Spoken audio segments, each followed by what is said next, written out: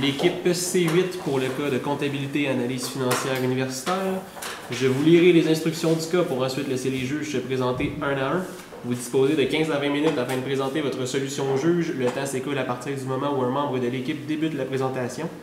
Je vous montrerai le temps restant à l'aide d'un carton lorsqu'il vous restera 10, 5, 3, 1 minute, 30 secondes et les 10 dernières secondes vous seront indiquées à l'aide de mes doigts. Si l'un des membres de l'équipe continue à parler à la fin du décompte, je vais le signifier et la présentation s'arrête dès cet instant. Si vous faites moins de 15 minutes, il y aura une pénalité d'1 point par 30 secondes manquantes. Les juges bénéficieront ensuite d'une période de questions de 5 minutes lors de laquelle ils pourront vous demander des éclaircissements concernant votre solution. Notez que lors de la période de questions, aucun décompte du temps ne vous est donné, mais si un membre de l'équipe est en train de parler lorsque le compteur affiche 5 minutes, il est autorisé à terminer sa réponse. Les juges peuvent maintenant se présenter. Bonjour, mon nom est André Beauchamp, propriétaire d'ABB Service Conseil. Denis Sugard, directeur adjoint en redressement chez Raymond Chabot. Simon Gassin, comptable senior chez Ernst & Young.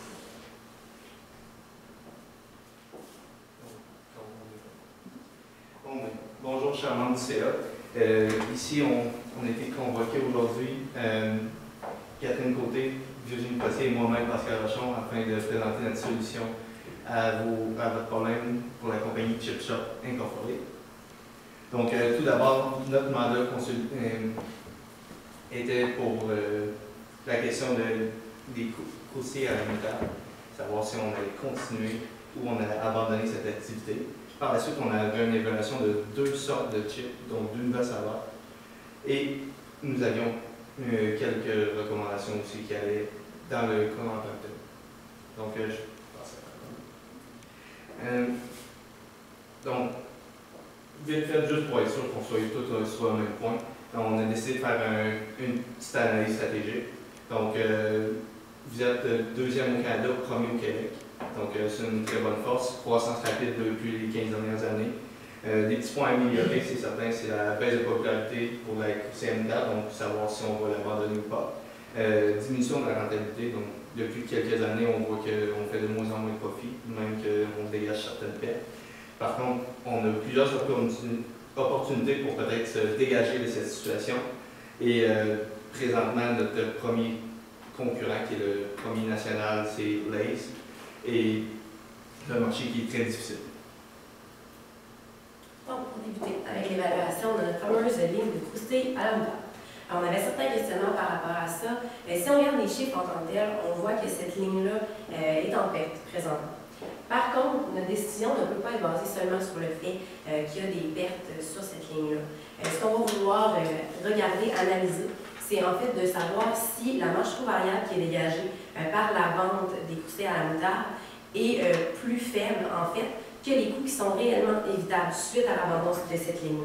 Parce que ce n'est pas parce qu'on abandonne la ligne que nécessairement on va pouvoir récupérer tous les coûts. Donc, les hypothèses de base, tout simplement, la publicité pour cette saveur travaille des frais qui vont être évitables, effectivement. Ensuite, pour ce qui est des salaires, notre cuisinier de moutarde, évitable. Ensuite, le contrôleur de la qualité qui est attribuable seulement à cette ligne-là, qui sont des coûts également évitables.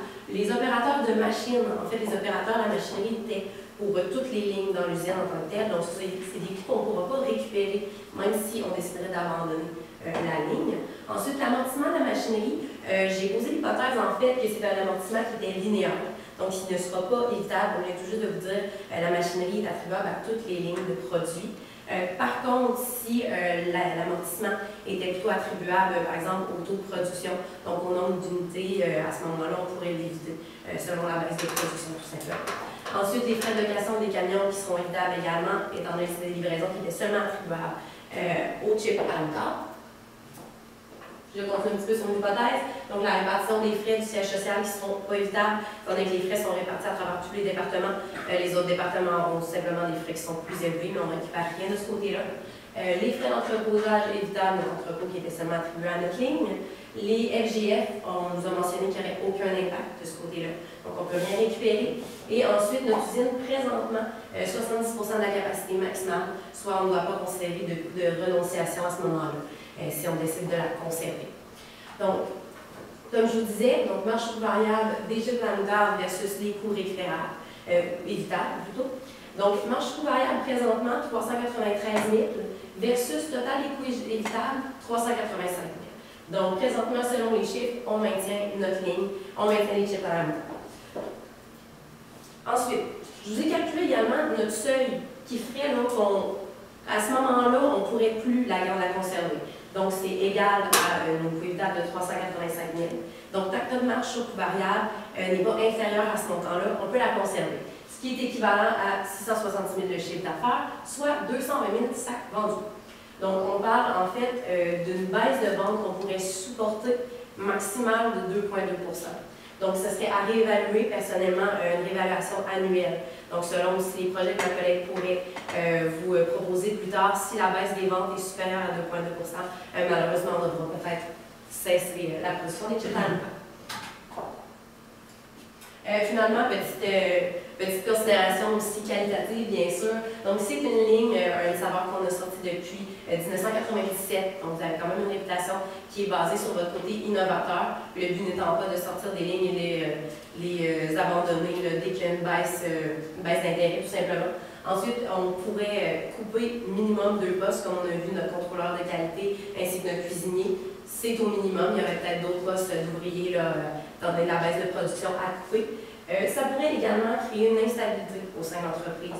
Donc, on sait que la coupure d'une ligne pourrait créer des incertitudes auprès des autres employés. On parle peut-être d'une baisse de productivité aussi au sein de l'usine. Donc, ça, c'est des choses qui sont quand même à considérer de votre côté. Et comme on l'a dit présentement, on a un coût de renonciation notable. Donc, pour toutes ces raisons, vraiment, on maintient la ligne. Donc, ensuite, vous nous aviez parlé de 2 nouvelles saveurs de chips que vous envisagez. Donc, en premier lieu, pour la nouvelle recette de porc effiloché, on a posé certaines hypothèses. En premier lieu, vous nous avez parlé que le taux d'imposition était négligeable, donc on ne le prenait pas en considération. Vous nous avez parlé également d'un taux de rendement exigé de vos actionnaires de 10 %. On le prend en considération. La durée de vie de cette recette est de 7 ans. De même que les ventes la première année seraient de 185 000 unités pour le porc effiloché. On prévoit une croissance de 10 % annuellement des ventes durant les 5 premières années, suivie d'une diminution de 5 % des ventes pour les 2 dernières années. Ensuite, on a prévu aussi un nouveau modèle d'emballage à l'année 5. Donc, les éléments qu'on a pris en considération, c'est votre investissement initial, soit la recette de 1,25 million à l'année, si on veut. De même que les filocheuses de 200 000 $. De plus, les revenus, c'est de 3 $ par sac. Puis, en ce qui a trait au coût, on a des coûts de 1,25 $ par sac, soit des coûts variables. On va avoir des frais de marketing de 125 000 $ pour les 2 premières années, de même qu'un coût de marketing de 350 000 $ à l'année 5. Le nouveau modèle de l'emballage à l'année 5 coûte également de 120 000 $. Donc, on arrive à des flux monétaires ici. Ce sont des flux monétaires qui ne sont pas actualisés. On ne prend pas en considération ici la valeur de l'argent dans le temps, mais on voit tout de même qu'on a des flux annuels qui sont très intéressants, près de 200 000 par année. Donc, selon les hypothèses de départ, on arrivera à une valeur actualisée nette. La valeur actualisée nette, en fait, c'est en prenant en considération la valeur d'argent dans le temps, les revenus supérieurs au coût, en prenant en considération, encore une fois, la valeur d'argent dans le temps. Donc, selon les hypothèses de départ, pour le porc effiloché, on arriverait à une vente de 414 000 $, ce qui est très intéressant pour un projet d'une durée de 7 ans. L'indice de rentabilité, soit pour chaque dollar investi dans le projet, combien celui-ci vous rapporte, on arrive à 1,29 $. Donc, pour chaque dollar investi, vous avez 29 sous de profit. Ensuite, le délai de récupération. Donc, combien de temps ça vous prend avant de récupérer votre investissement initial de 1,45 million $? Ça vous prend 3,01 années selon les hypothèses de départ, ce qui est très intéressant. Récupérer un investissement de la sorte en si peu de temps, c'est très intéressant. On a effectué une analyse de sensibilité parce que vous avez basé l'augmentation des ventes selon des prévisions. Par contre, si ces prévisions-là ne sont pas exactes, sont un petit peu moins optimistes que ce que vous avez prévu, est-ce que ça a un impact important sur votre décision d'investissement ou non? Donc, on a analysé la sensibilité de l'augmentation des ventes du projet. Au lieu de prévoir une augmentation de 10 % durant les 5 premières années, on a évalué si l'augmentation est seulement de 5 %, est-ce que votre projet demeure toujours intéressant? C'est quand même une augmentation des ventes de 5 %. C'est très réaliste, 10 %, peut-être que ça pourrait être trop optimiste. Bref, on a évalué si oui ou non c'est peut-être trop sensible. Donc, on arriverait à une vente négative de moins 220 000 $. Donc, on voit que votre projet est très sensible aux variations des ventes estimées. On a même un indice de rentabilité qui est inférieur à $1 et un délai de récupération de 6,02 années sur un projet d'une durée de 7 ans. Donc, ça reste à voir à ce niveau-là. On va vous en reparler plus tard de la décision finale. Donc, pour d'autres éléments qualitatifs, c'est un grand potentiel des ventes qui sont très importantes. C'est une nouvelle saveur. Par contre, il faut faire attention à la capacité de l'usine, principalement en plus depuis le feu, l'incendie qu'il y a eu à l'autre usine. Puis, les ventes seraient partout au Canada, alors que les frais de vente et d'administration sont très importants ailleurs qu'au Québec dans les autres provinces. Ensuite, pour ce qui est de l'autre recette, la recette des saucisses, on a pris les mêmes hypothèses de départ. Par contre, les ventes à l'année 1 seraient de 75 000 $. Puis, on aurait besoin d'acheter un déshydrateur de saucisses. De plus, votre investissement initial est un peu moins important. Par contre, vous avez des redevances de 5 % des ventes à donner annuellement aux cuisiniers. On a pris en considération l'investissement initial de 375 000 que vous donnez immédiatement, si on veut, aux cuisiniers, de même que l'achat de la machine de 100 000 $, les revenus, même chose, 3 $ par sac. Et pour ce qui est des coûts, 1,25 par sac, les 5 % de redevance et la publicité de 65 000 $ pendant les 3 premières années.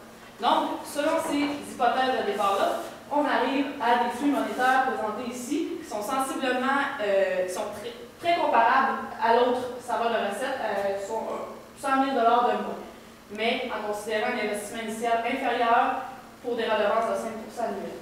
On arrive à une valeur actualisée nette qui est inférieure, de 142 000 $, un indice de rentabilité de 1,50, ce qui est très intéressant, et un délai de récupération qui est légèrement supérieur à l'autre saveur, à 4,08 années. Même chose qu'on a fait une analyse de la sensibilité, à savoir si les ventes, une augmentation des ventes moins importantes aurait un impact. La vente diminue seulement à 119 000 $, ce qui est une diminution d'environ 50 %, tandis que l'autre projet, on avait une diminution beaucoup plus importante des ventes. Donc, on constate que cette recette-là est beaucoup plus stable et beaucoup plus moins et est beaucoup moins impactée par les ventes qui fluctuent de manière différente. On aurait quand même un indice de rentabilité de 1,25, mais un délai de récupération inférieur à 5 ans. C'est très intéressant sur un projet de 7 ans. Donc, pour cette raison, puis les autres avantages qualitatifs, c'est un marché qui a une très grande marge brute parce que cette saucisse-là serait seulement vendue au Canada, au Québec et dans les maritimes, puis un très bon BAIA. Par contre, c'est des estimations qui sont basées sur le fait que les Québécois aiment les saucisses. C'est un peu moins solide comme estimation, mais bref. Donc, en résumé, on vous suggère d'investir dans les deux nouvelles saveurs parce que les chiffres sont très intéressants. Les chips aux saucisses, on vous suggère d'investir le plus tôt possible dans ce projet-là pour la stabilité du projet, puis pour les flux qui sont intéressants annuellement. On vous suggère de le financer par une émission d'actions parce que comme on l'a évalué dans vos états financiers, il y a beaucoup de dettes, puis votre ratio d'endettement, on va vous en parler plus tard, mais n'est pas très positif pour le moment. Donc, pour cette raison, on vous suggérait d'émettre des actions privilégiées, ce qui n'impacterait pas le contrôle de madame. De plus, pour les chips au porc effiloché, quand est-ce? En fait, le plus tôt possible, dès qu'on va avoir le fonds de roulement disponible, puis dès qu'on va respecter le ratio d'endettement. Pour ce qui est du financement, mais ça va être selon la situation. Si les dettes se sont diminuées, c'est sûr que les dettes, c'est avantageux pour profiter de l'effet de levier. Par contre, si on est encore très endetté, le ratio d'endettement est limite, ça serait peut-être préférable d'y aller par émission d'action. Il faut par contre faire attention au cannibalisme des ventes, parce que là, on sort différentes sortes. Est-ce que ça va impacter les autres ventes de chips, les autres ventes de saveurs? Donc, ça serait important de même qu'à la capacité de production de l'usine. D'autres petites recommandations qu'on a vues à travers la situation de votre entreprise. Donc, présentement, on disait que Lay's avait une bonne augmentation des parts de marché. On n'avait pas beaucoup d'informations par rapport à ça. Par contre, on ne sait pas à quel point vous les avez là, proche de vous. On sait qu'on est quand même premier, là, Québec et Maritime, et eux vous suivent quand même depuis. Donc, c'est sûr que pour contrer à ça, comme Virginie vient tout juste de vous parler, on va avoir la sortie de nouvelles saveurs par notre projet, donc la saveur aux saucisses. Donc, avec la sortie, on imagine pouvoir aller chercher plus de parts de marché. Donc, contrer un petit peu cette augmentation-là de la part de Lay's pour maintenir notre première position présentement. Ensuite, il y avait aussi l'incendie de l'usine à Winnipeg. Pour l'instant, on vous félicite d'avoir couvert par l'assurance tout simplement la reconstruction de l'usine et ensuite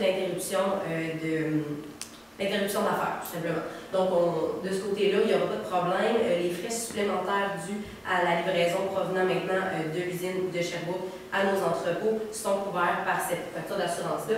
Présentement, on voulait aussi vous mentionner qu'on n'a rien à comptabiliser par rapport au remboursement d'entreprise parce que notre montant ne peut pas être estimé de façon fiable pour la reconstruction, donc on va devoir attendre pour comptabiliser ce remboursement, tout simplement. Parmi d'autres recommandations, on avait un problème sur notre ratio d'endettement. On sait que la banque est très inquiète par rapport à notre situation financière présentement. L'émission d'actions privilégiées permettrait premièrement d'accéder à notre nouvelle sorte de chip, mais aussi d'améliorer notre ratio d'endettement, parce que c'est actif court terme sur passif court terme. Donc, on aurait de l'argent pour ça. Ça fait quand même 6 ans que ce ratio-là est inférieur à 1. Donc, c'est une situation qui aurait dû être remédiée il y a quelques années. Comme je vous ai dit, la solution, selon moi, ça serait l'émission de capitaux propres. Donc, on n'aurait pas de perte de contrôle sur l'actionnaire. Une autre des recommandations, c'est la faible marge qu'on a dans le marché ouest. Selon nous, il ne faudrait pas se retirer de ça parce qu'on a plusieurs facteurs qui changent. Donc, premièrement, on a une dépréciation de la juste valeur de certains actifs cette année comparativement à l'an passé. Donc, on a 88 000 $ qui est revenu à l'actif cette année.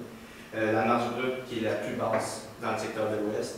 Une des raisons de ça, c'est Walgett qui nous donne une marge de 4,4 mais qui représente 50 du marché de l'Ouest et de l'Ontario.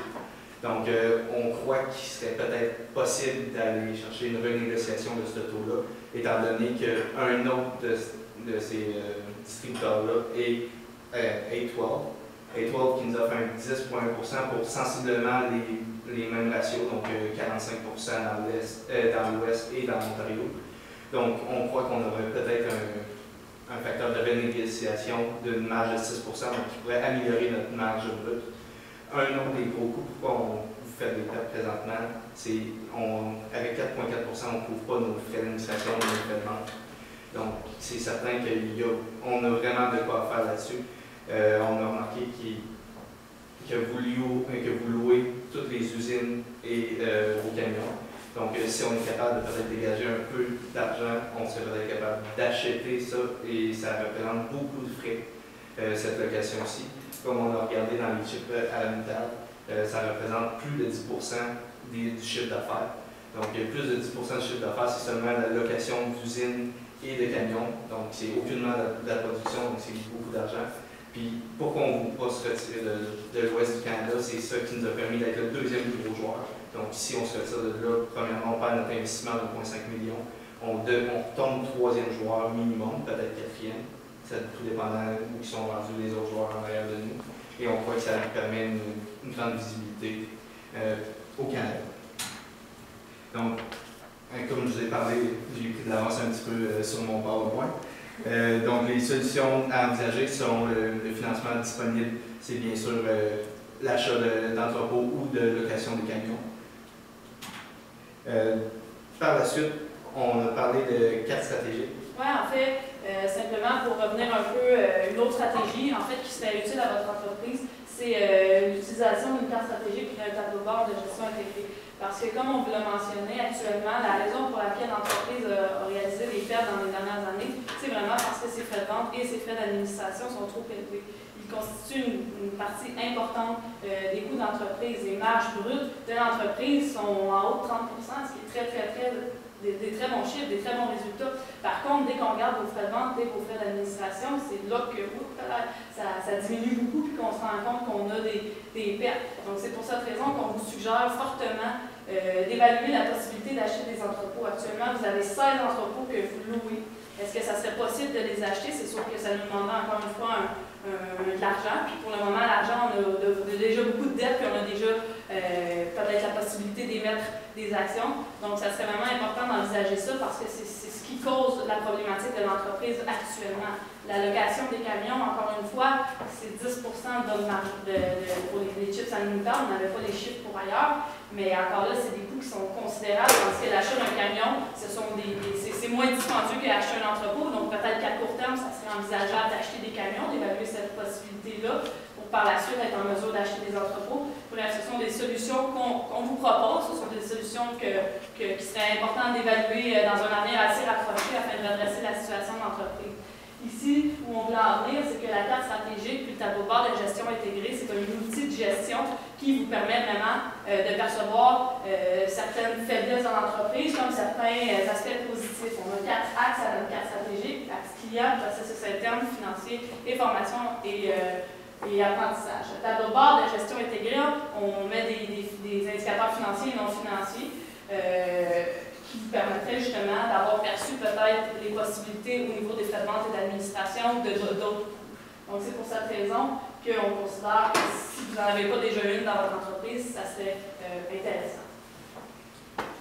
Donc, pour faire un petit retour sur le mandat, au sujet des chips alimentaires, nous voyons que c'est nécessaire de conserver cette sorte dû au dégagement de flux de trésorerie que ça va nous occasionner. Pour ce qui est des nouvelles saveurs, on commencerait par le premier projet, donc le projet des saveurs à la saucisse. Puis, si on a l'argent pour l'autre saveur, et selon les recommandations, ne pas abandonner l'Ouest, c'est important. Ça va être terminé.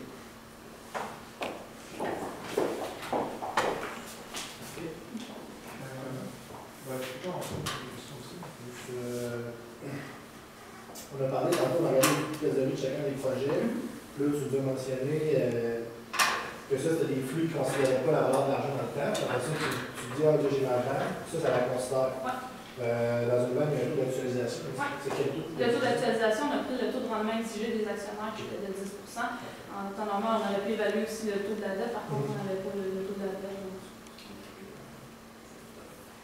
Je voulais savoir, dans le cas où est-ce qu'on serait capable d'aller mettre des actions privilégiées, ça serait qui les acheteurs pour ce genre d'actions-là? En fait, on a déjà un conseil d'administration. Probablement que peut-être certains membres du conseil d'administration seraient intéressés à faire partie de l'actionnariat. Donc, acheter probablement des actions privilégiées à ce moment-là. Étant aussi au cœur de l'entreprise, sachant que les projets d'investissement et d'exploitation qu'on a aussi prochainement, ça pourrait être les premiers intéressés à acheter ces actions privilégiées. Là, je trouve pas la slide sur l'Ouest canadien. Vous avez fait un bon détour là-dedans par rapport à ça, les activités dans l'Ouest. Finalement, on reste là, on construit l'usine dans ce secteur-là. Oui, on construit l'usine dans la Manitoba parce que pour le moment, avec l'assurance que vous aviez, en fait, pour le moment, l'Ouest canadien, oui, peut-être qu'on a des marges qui sont inférieures par rapport aux autres provinces. Par contre, c'est quand même un pilier de l'entreprise. On va pouvoir progresser dans cette ligne-là. Puis, c'est ce qui nous a permis également, ce qui vous a permis en fait également d'être deuxième national. Effectivement. Si on coupe la gamme de l'Ouest aussi, il faut penser que l'acquisition que vous avez faite d'1,5 million en 2001 était uniquement en fait pour développer ce marché-là. Donc, on parlerait d'une des études de votre acquisition, qui en même temps, on sait qu'il y a une grosse dépréciation des actifs à la juste valeur de cette partie-là de la compagnie. Donc, ce serait peut-être pas le moment de quitter cette gamme-là et de se départir de notre acquisition qu'on a faite récemment encore. Un peu dans la même optique, vous parlez du monde de l'Ouest, que c'est important de s'asseoir avec Wargate et 12 on a négocié les prix, tout ça, pour avoir des marges qui sont plus intéressantes. Que connaissant Wargate et connaissant A12, c'est des gros joueurs, c'est difficile d'aller négocier avec si on n'est pas capable d'aller négocier demain, on fait des négociations, c'est ferme. Avant même d'avoir reconstruit l'usine, est-ce qu'on garde les projets dans l'Ouest? Selon nous, on garde tout de même les projets dans l'Ouest, vu que c'est ça qui nous positionne sur le marché canadien. Même avant tout, sans qu'ils changent les taux, c'est peut-être possible aussi de leur offrir une exclusivité, comme on voit Wargate est dans l'Ouest et en Ontario, et A12 est aussi dans l'Ouest et dans l'Ontario, donc on peut peut-être jouer là-dessus pour leur donner une exclusivité dans l'Ouest et un dans l'Ontario pour peut-être augmenter les marges. Puis également, peut-être qu'on peut aller voir aussi d'autres joueurs qui pourraient nous offrir un meilleur taux, mais ça serait vraiment si on n'est pas capable dans le cas des scénarios. quand même beaucoup de joueurs. Puis on a quand même nommé 2 gros joueurs, Wargate et toi. On va envoyer notre meilleur négociateur. Parfait, pour moi, ça fait le tour. Pour les questions, je ne parlerai pas juste vos noms, vous n'avez pas vos cartes. Ouais. On les a enlevés, on pensait que fallait Virginie. C'est ça sur le PowerPoint. Ok, ah, Ouais, Ah, c'est ben la oui, première mais diapo. savoir qui Qui est Bon, ouais, Virginie, c'est Moi, moi. c'est Catherine Côté. Quatrième. Ok. Puis dans la discussion, on sait pas. Ben, merci beaucoup. Merci. Merci.